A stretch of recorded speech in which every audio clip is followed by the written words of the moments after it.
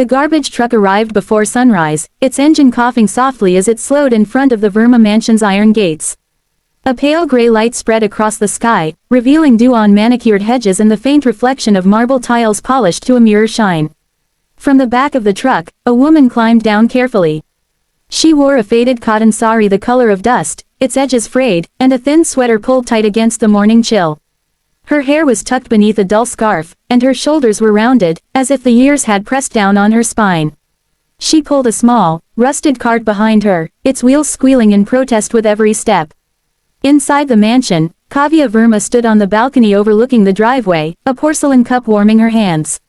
Steam curled into the cool air as she sipped her green tea. The morning was already crowded in her mind. Messages from her stylist, a reminder about the charity brunch, a note from her husband asking her to be especially polite today. Kavya exhaled sharply when she noticed the truck. "Why so early?" she murmured, irritation tightening her jaw. She preferred the mornings quiet, uninterrupted, pristine. The doorbell rang, sharp and insistent. Kavya didn't move, she gestured for the guard instead. He approached the gate, cracking it open just enough to peer through. The woman outside lifted her chin slightly. "Collection," she said, her voice low and roughened, as if unused to being heard. "They told me to come early. I clean the bins." The guard hesitated, glancing back at the house. Kavya waved dismissively from above, the pearls at her neck catching the weak sunlight. "Fine," she called, "but be quick, and don't make a mess." The gate slid open. The woman entered, pulling her cart across the long driveway. The wheels scraped against stone, the sound echoing too loudly in the quiet morning. Kavya winced. "Honestly," she muttered, "everything has to be so noisy." As the woman reached the row of trash bins near the side of the house, one of the plastic bags tore open. Wilted flowers from yesterday's puja spilled out, along with old newspapers, vegetable peels, and empty packaging. The woman froze for a moment, then knelt down slowly, gathering the scattered waste with bare hands. Her fingers moved carefully, methodically, as if each piece mattered. Dirt smudged her palms. Kavya leaned forward over the railing. "Careful," she snapped. "Those tiles are imported. Do you know how much they cost?" The woman paused, her head bowed. "Yes, madam," she said quietly, and continued picking up the trash, her movements even more cautious now. Something about the way the woman worked, unhurried, patient, made Kavya uncomfortable. She turned away briefly, scrolling through her phone, but the squeal of the cart drew her attention again. The woman had finished and was dragging the cart toward the back entrance. "Not that door," Kavya called. "Use the service entrance. And hurry up." The woman nodded without protest, adjusting the scarf around her head. As she passed beneath the balcony, Kavya caught a glimpse of her face. The skin was lined, the cheeks hollow, but the eyes were sharp and clear, scanning the house with quiet attention. They lingered on the carved pillars, the expensive glass, the fresh flowers arranged just so. It was not the vacant stare Kavya expected. For a heartbeat, their gazes almost met. Kavya felt a flicker of unease and quickly looked away. People stared at wealth all the time, she told herself. It was envy, curiosity, nothing more. Inside the kitchen, the air was warm and heavy with spices. The cook stood at the counter, chopping vegetables, barely glancing at the woman as she entered. The trash bins were lined up neatly. The woman set down her cart and began transferring the waste, tying the bags with practiced knots. Her eyes drifted to the wall, where a large framed photograph hung, Kavya's late mother-in-law, smiling softly, a garland draped around the frame. The woman stepped closer, her movements hesitant, and touched the edge of the frame with her fingertips. For a moment, her expression softened, something like recognition or sorrow passing across her face. "What are you doing?" Kavya's voice cut through the room. She had followed her inside, heels clicking sharply on the floor. "Don't touch that." The woman withdrew her hand immediately. "I'm sorry, madam," she said. "It reminded me of someone." "I didn't ask for stories," Kavya replied coldly. "Just do your job." "Yes, madam." As the woman finished, she straightened slowly, rubbing her sore knees. Kavya watched her with thinly veiled impatience. "Here," she said, pulling a few notes from her purse and holding them out at arm's length. "Take this and go. And next time, be more careful."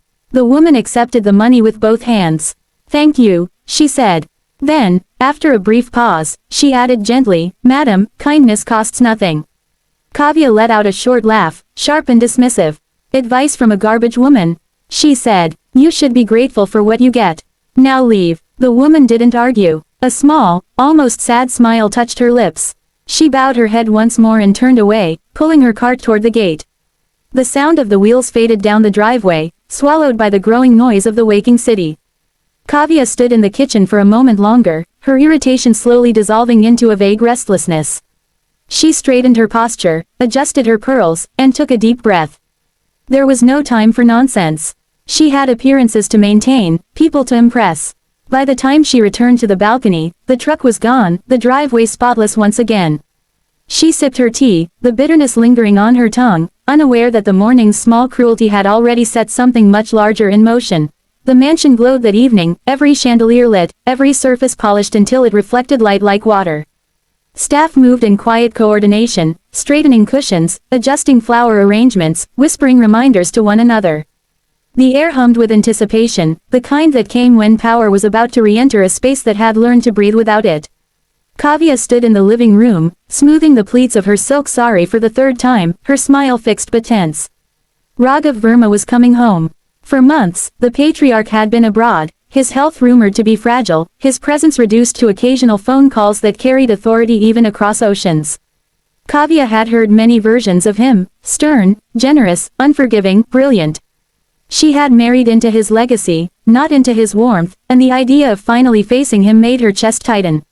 The doors opened with ceremonial slowness. Raghav Verma stepped inside, taller than Kavya expected, his posture straight, his silver hair neatly combed back. He did not look like a man weakened by illness. His gaze swept the room, missing nothing. Conversations died instantly, even the house itself seemed to hold its breath. But it was who walked beside him that made Kavya's heart stutter. The woman. Gone was the faded sari, the bent posture, the rusted cart. She now wore a simple, well-tailored suit, her hair neatly arranged, her shoulders square. Yet the eyes were unmistakable, calm, sharp, knowing. The same eyes that had looked up at Kavya that morning from beneath a scarf. Kavya's fingers loosened, the porcelain cup slipped, struck the floor, and shattered, the sound echoing far too loudly in the silent room. Raghav stopped walking. He looked at the broken pieces, then at Kavya. "Be careful," he said mildly. His voice was deep, steady. "You could hurt yourself." Kavya tried to speak, but her throat closed. The woman beside him met her gaze, not with accusation, not with triumph, but with quiet certainty. "This," Raghav said at last, gesturing to the woman, "was me." A ripple passed through the room, confusion, disbelief, shock. Kavya felt the blood drain from her face. "Papa, I don't understand." Raghav turned fully toward her. "I disguised myself this morning," he continued, his tone even, almost gentle. "I wanted to see my home as others see it. I wanted to know how those who cannot offer favors, connections, or gratitude are treated within these walls." Kavya shook her head weakly. "If I had known." "That is precisely the point," he interrupted softly. "You did not need to know." He began to walk again, slowly, deliberately, his footsteps measured. A house is not defined by marble or money. It is defined by its values. By how power behaves when it believes no one is watching. His eyes moved to the staff, who stood frozen along the walls. Some of you looked away. Some of you said nothing. Silence, too, is a choice. Kavya's lips trembled. "I didn't mean any harm," she said. "It was a busy morning. I was stressed." Raghav stopped in front of her. He studied her face for a long moment, as if weighing something invisible. "Stress reveals character," he said quietly. "It does not excuse it." He turned to the woman he had been, to the role he had shed. "This morning, I was told to hurry. I was told not to touch what I did not own. I was reminded of my place." Kavya swallowed hard, the memory of her own words ringing in her ears. "Kindness costs nothing. I have built businesses," Raghav continued, "and I have lost people. I have learned that wealth tests the soul more than poverty ever does." A pause settled over the room, heavy and inescapable. Finally, Kavya whispered, "What happens now?" Raghav's expression did not harden, but it did not soften either. "Now," he said, "you learn." He announced his decision with calm finality. Kavya would oversee the foundation's shelters and community kitchens for 6 months. She would work mornings and evenings, without assistance, without privileges, without revealing her name. "You will listen," he said. "You will serve, and you will understand." Tears welled in Kavya's eyes. "And if I fail?" "Failure is not falling short," Raghav replied. "Failure is refusing to change." One by one, the family dispersed, the evening's grandeur dissolving into uneasy quiet. The chandeliers still shone, but something essential had shifted. Kavya remained standing, her reflection fractured in the shards of the broken cup on the floor. Raghav knelt down, surprising everyone. He gathered the porcelain pieces with his bare hands, careful not to cut himself. Kavya watched, shame burning her chest. "Leave that," she said faintly. "I'll have someone clean it." He looked up at her. "When you break something," he said, "you take responsibility for it." He stood, placing the fragments on a tray, then met her eyes once more. There was no anger there, only resolve. "This house will be a place of dignity," he said. "Or it will not be worthy of what it has." As he walked away, Kavya sank onto the sofa, the weight of the day pressing down on her. For the first time since her marriage, she understood that wealth had never protected her. It had only revealed her. And in that understanding, something fragile but real began to form, the possibility of change.